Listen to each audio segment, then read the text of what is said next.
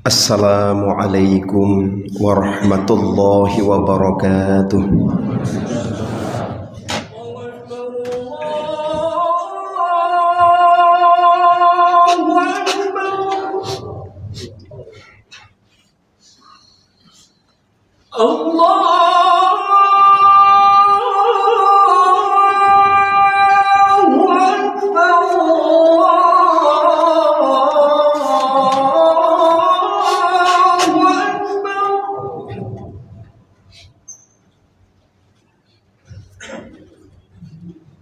أشهد أن لا إله إلا الله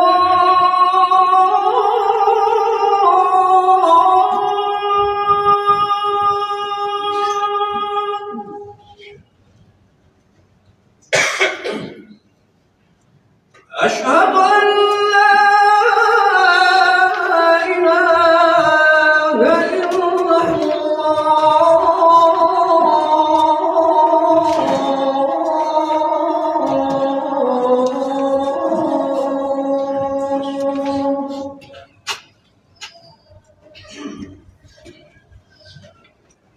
أشهد أن محمدا رسول الله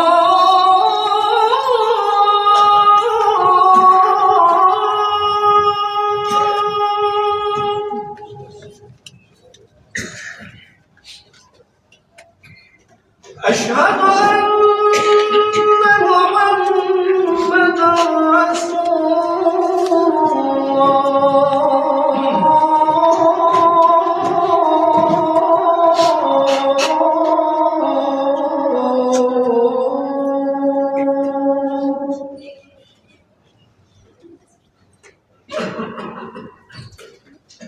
حي على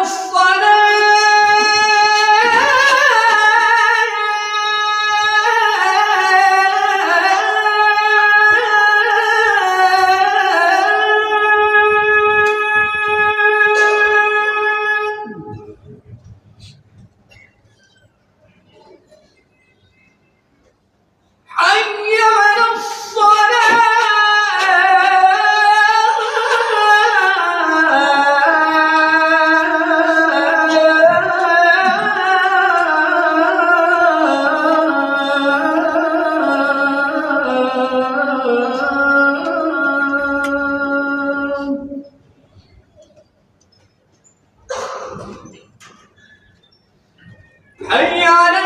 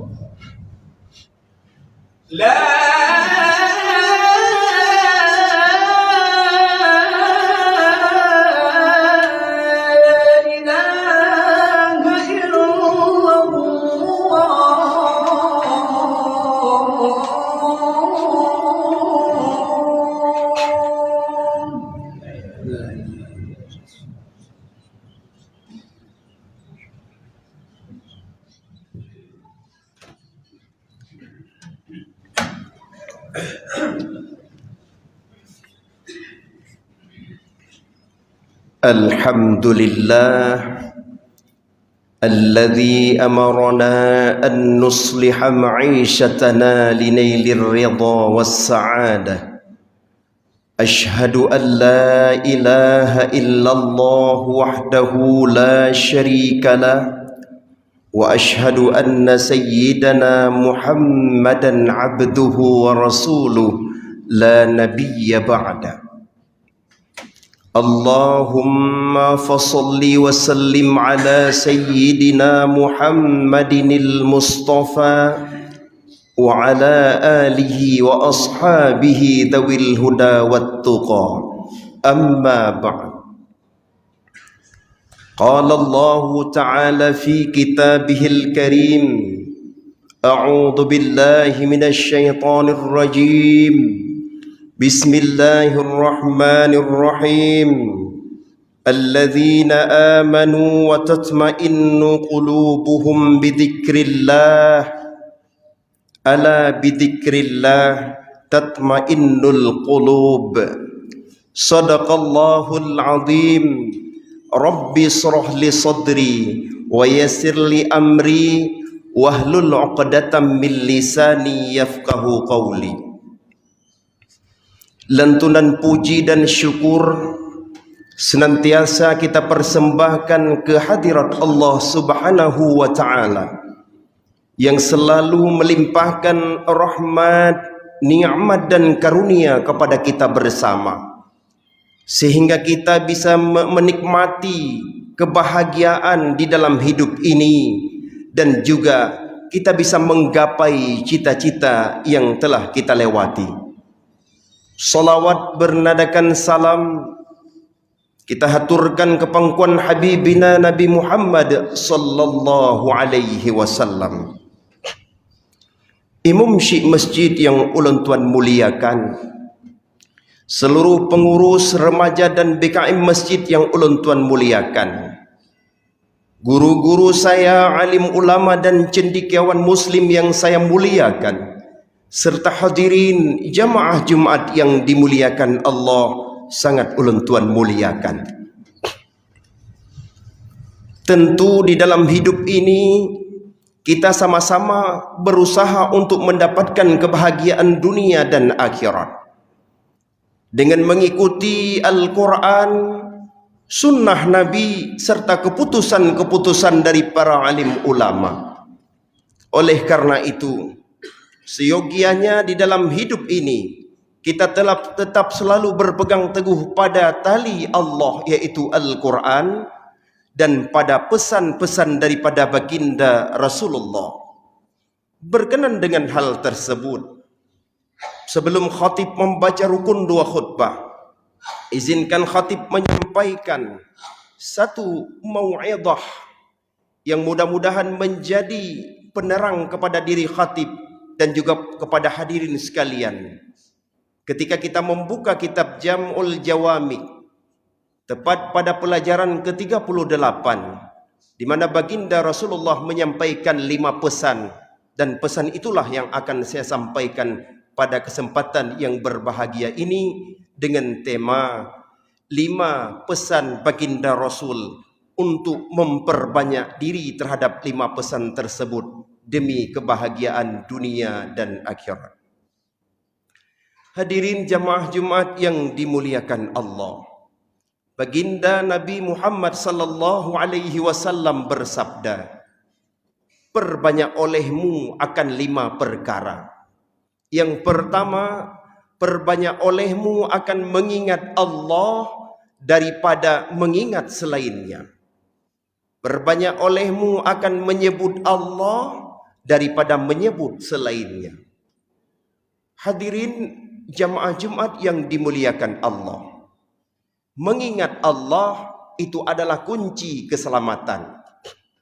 Banyak mengingat Allah adalah membuat hati kita menjadi tenang. Terlebih menyebut Allah. Menyebut manusia terkadang bisa menjadi masalah, tetapi banyak menyebut Allah tentu menjadi pahala yang berlimpah. Seseorang duduk berdiam di masjid untuk membaca Al-Quran atau berzikir dengan menyebut Allah, tentu dia akan mendapatkan kebahagiaan, ketenangan dalam hatinya, limpahan pahala dan limpahan balasan di dunia dan di akhirat. Akan tetapi seseorang duduk berkumpul bersama sahabatnya, menyebut manusia lainnya, tentu pahala-pahala yang dia dapat sebaliknya akan berguguran. Kita kiaskan satu contoh di mana ketika Imam Ahmad bin Hambal suatu saat beliau pergi ke suatu tempat tanpa ada tujuan tertentu. Tiba di suatu tempat, beliau sangat lelah, tidak sanggup lagi melanjutkan perjalanan karena tanpa tujuan tersebut. Beliau berhenti di sebuah masjid, ibadah di masjid tersebut hingga larut malam tiba. Beliau ingin menginap di masjid tersebut. Pengurus masjid mengatakan, silakan Anda keluar, masjid ingin ditutup. Beliau tetap ingin bermalam di masjid tersebut. Pengurusnya tidak mengizinkan. Walhasil seorang penjual roti melihatnya, dan penjual roti tersebut membawa ke rumahnya, menginapkan Imam Ahmad bin Hambal di rumahnya. Setelah inap di rumahnya, Imam Ahmad tengah malam terbangun untuk melaksanakan ibadah malam seperti biasa. Beliau melihat seorang pedagang roti, penjual roti, pembuat roti, sedang berzikir dengan kalimat astaghfirullah. Tiba-tiba Imam Ahmad bin Hambal mendekat. Apa yang engkau bacakan? Aku sedang berzikir kepada Allah, memperbanyak menyebut Allah dengan kalimat astaghfirullah. Apa yang telah engkau dapat setelah engkau selalu muladhamah memperbanyak menyebut nama Allah? Pedagang roti tersebut mengatakan, semua keinginanku telah dikabulkan oleh Allah. Aku memperbanyak istighfar dan memperbanyak menyebut nama Allah. Semua keinginanku telah dikabulkan oleh Allah. Hanya satu keinginanku yang belum terkabulkan. Aku ingin berjumpa dengan Imam Ahmad bin Hambal. Wahai pedagang roti, aku hari ini pergi tanpa tujuan. Ternyata Allah mengirimku kemari dan akulah Imam Ahmad bin Hambal. Banyak menyebut nama Allah, semua hajat Allah kabulkan. Banyak menyebut nama Allah, pahala Allah simpan ke akhirat. Banyak menyebut nama Allah, Allah semakin kenal, semakin sayang, semakin memberi petunjuk dan hidayah kepada kita. Sebaliknya, coba kita sama-sama banyak menyebut nama manusia, bukan Imam Ahmad bin Hambal yang datang ke rumah kita, akan tetapi reskrim atau pihak hukum lainnya yang akan datang ke rumah kita dengan tuduhan hoak, dengan tuduhan penganiayaan, dengan tuduhan fitnah dan sebagainya.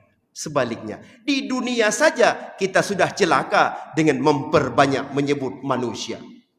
Maka untuk apa memperbanyak menyebut manusia bila memang orang belum tentu senang dengan sebutan kita? Tetapi jelas memperbanyak menyebut subhanallah, astaghfirullah, alhamdulillah, la ilaha illallah, atau apapun zikir yang sangat dicintai oleh Allah. Tentu ala bidzikrillah tatmainnul qulub. Hati menjadi tenang, plong rasanya.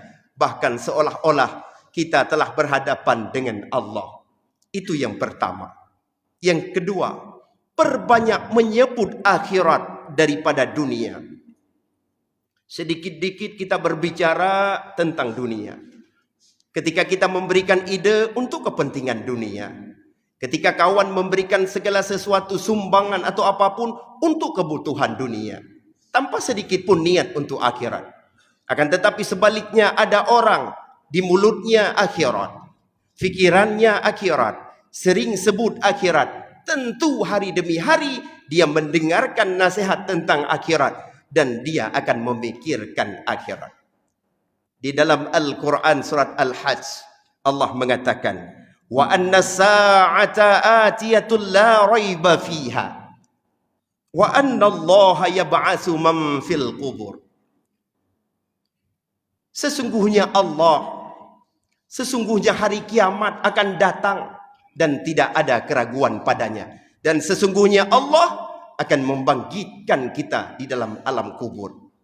Jelas di dalam Al-Quran surat Al-Hajj ayat 7. Jangan ada keraguan di antara kita. Kiamat pasti akan mendekat. Siapapun akan dibangkitkan dalam alam kubur untuk mempertanggungjawabkan semua amalnya. Kita tahu bahwa tanda kiamat semakin banyak. Di mana-mana tanda kiamat kita tahu, baik melalui guru-guru kita, melalui web ataupun Google. Akan tetapi Pengamalan terhadap persiapan untuk akhirat semakin minim. Nah, kenapa? Mungkin karena terlalu mencintai dunia, banyak menyebutkan dunia. Ketika kita lihat umurnya sudah uzur, tetapi hobinya masih untuk persiapan hidup di dunia. Walaupun kata Nabi, i'mal li dunyaka ka'annaka ta'isu abadan wa'mal li akhiratika ka'annaka tamutu ghadan. Seimbangkanlah antara kebutuhan dunia dan akhirat. Penting tentang dunia, penting, tetapi jangan lupakan akhirat. Besok ataupun lusa ataupun nanti kita akan kembali kepada Allah. Tidak cukup cuma sampai di kubur, kita akan bangkit lagi. Annallaha yab'asu man fil kubur. Ini yang sangat berbahaya. Kalau cukup sampai kubur, kita akan menjadi tulang belulang, selesai. Akan tetapi kita harus dibangkitkan kembali, tanggung jawab terhadap harta, jabatan, amal dan segala sesuatu. Tidak sanggup kita bertanggungjawabkan bila di dunia kita bermaksiat kepada Allah. Perbanyak menyebut akhirat daripada dunia. Yang ketiga, perbanyak menyebut kejahatan daripada kebaikan. Terkadang kebaikan yang kita lakukan ini modus. Dengan berbuat kebaikan kita bisa sampaikan kepada orang lain, aku telah berbuat baik.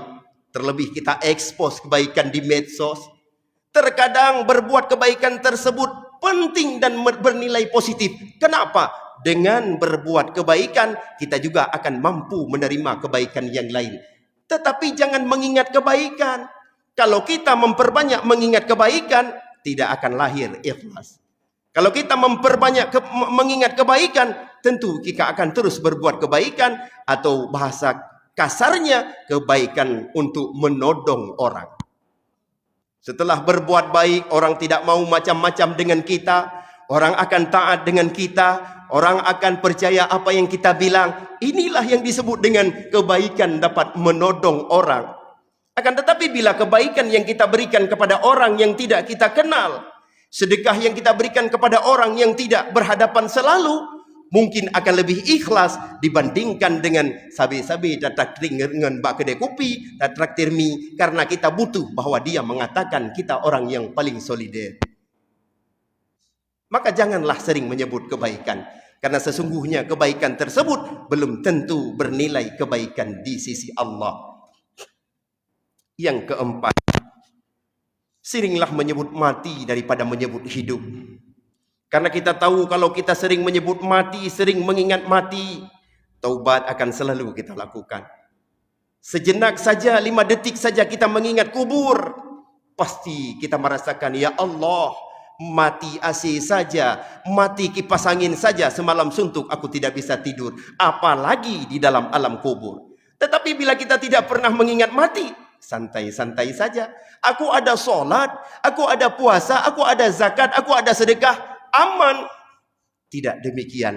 Orang yang mengingat mati, orang yang mengingat mati belum tentu mengatakan aku aman walaupun aku solat. Orang yang mengingat mati, dia akan mengingat, dia akan berfikir, kejahatan apa yang aku lakukan yang dapat membawa murka Allah, ataupun perbuatan baik apa yang aku lakukan yang akan membawa ridha Allah ke dalam syurga kelak. Maka oleh karenanya, perbanyak menyebut mati itu juga merupakan kunci agar kita selalu teringat kepada Allah dan bertaubat. Yang terakhir, perbanyak mengingat aib diri sendiri daripada mengingat aib orang. Kalau kita mengingat aib orang, tentu sangat banyak. Tidak ada di penglihatan kita yang baik bila memang hati kita belum baik. Kita teringat di masa Nabi Isa alaihissalam. Nabi Isa bersama para sahabat dan rombongan melewati sebuah tempat. Di sana ada bangkai kambing, luar biasa baunya. Akan tetapi giginya putih luar biasa. Semua sahabat menutup muka, menutup hidungnya, dan jijik dengan kotoran dan bangkai tersebut. Sayyidina Isa senyum riang. Para sahabat kaget. Kenapa wahai baginda Nabi engkau tersenyum? Sedangkan kami sudah muak dan jijik dengan bangkai tersebut. Saya melihat giginya begitu putih dan berseri-seri. Artinya, di dalam hati yang bersih akan menilai orang yang baik. Tetapi bila hatinya kotor, yang terlihat adalah bau bangkainya.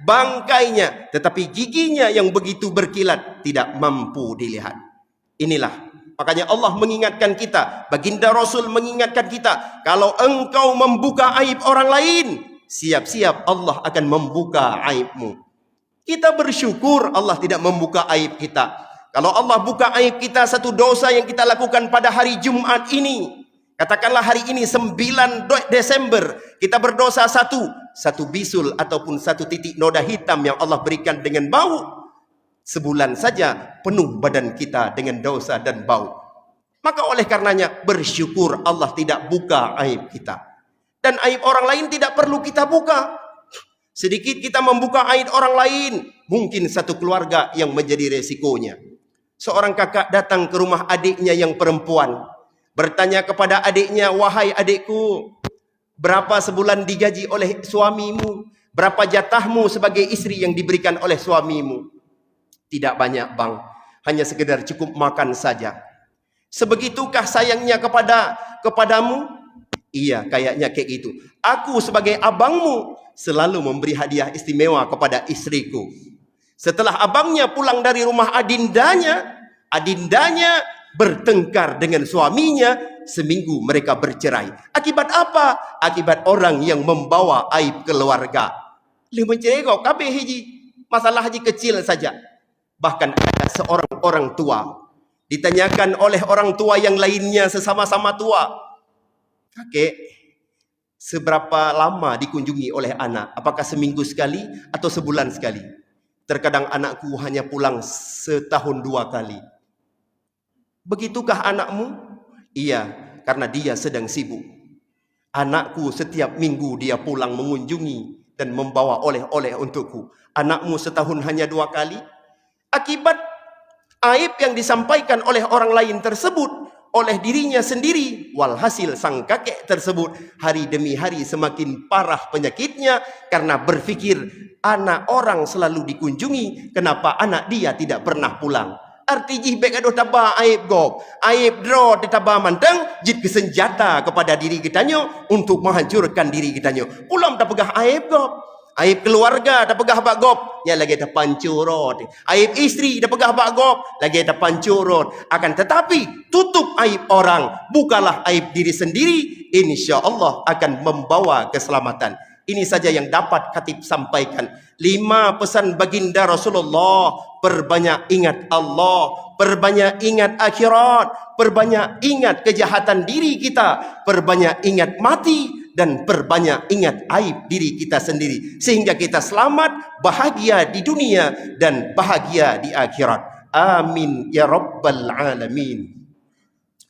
Alhamdulillah الذي أرسل محمدا رحمة للعالمين وهدانا صراطه المستقيم اللهم فصل وسلم على سيدنا محمد أشرف الأنبياء والمرسلين وعلى آله وصحبه أجمعين أما بعد فيا عباد الله أوصيكم وإياي بتقوى الله وطاعته لعلكم تفلحون وتزودوا فإن خير الزاد التقوى وقال الله تعالى في كتابه الكريم أعوذ بالله من الشيطان الرجيم بسم الله الرحمن الرحيم الذين آمنوا وتطمئن قلوبهم بذكر الله ألا بذكر الله تطمئن القلوب بارك الله لي ولكم في القرآن الكريم ونفعني وإياكم بما فيه من الآيات والذكر الحكيم وتقبل مني ومنكم تلاوته إنه هو السميع العليم.